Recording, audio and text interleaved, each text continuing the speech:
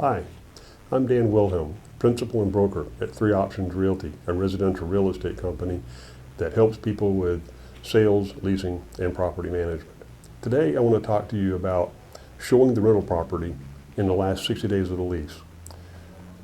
Generally, usually, landlords provide some sort of language that allows them access to the property so that they can show the property during those last 60 days with hope that when the tenant moves out, you very, very quickly will be able to move a new tenant in, or even if you're trying to sell it, maybe sell the property. But either case, you'd like to be able to show the property in those last 60 days.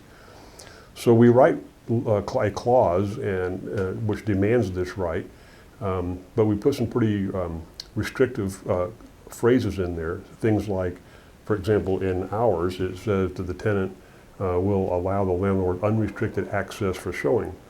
Well, although it says that, I would never ever endorse any of my agents showing a property without the tenant's compliance. I want them to know that we're going to be on the premises. I need their permission to be there, even though our clause says that we can have unrestricted access and the tenant sign it and accept it. The purpose of this language is to establish strict criteria. So if you have a tenant that's really very uncompliant, uncooperative, then perhaps you have a cause for default. But I'm not even sure that if we did have a cause for default that the courts would interpret that as such. And I've never tested it, and I hope I never have to test it. But another example would be we have a phrase in our clause that says that the tenant has to keep the property show ready. Well, show ready is a value judgment, and it's a really vague idea. For what's show ready to one person may not be show ready to another, so we're not really defining that well. We say that we have these clauses in there, and we have to question, is it an active breach?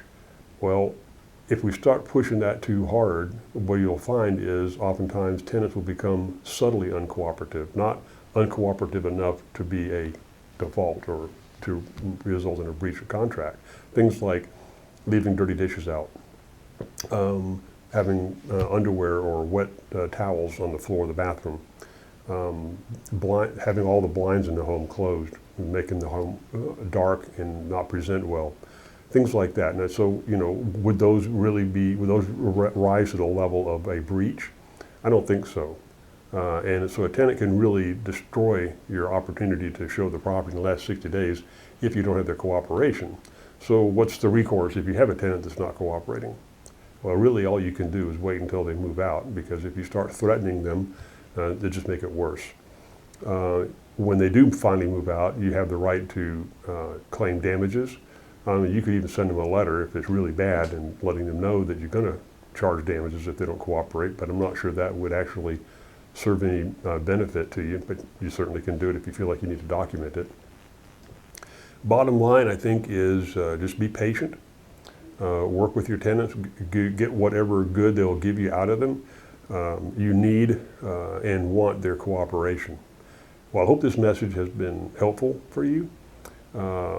I have written a written blog that correlates with this video, and it's in a little bit more detail than I was able to put in the video. So take a look at that if you like. And until then, I look forward to speaking to you next time.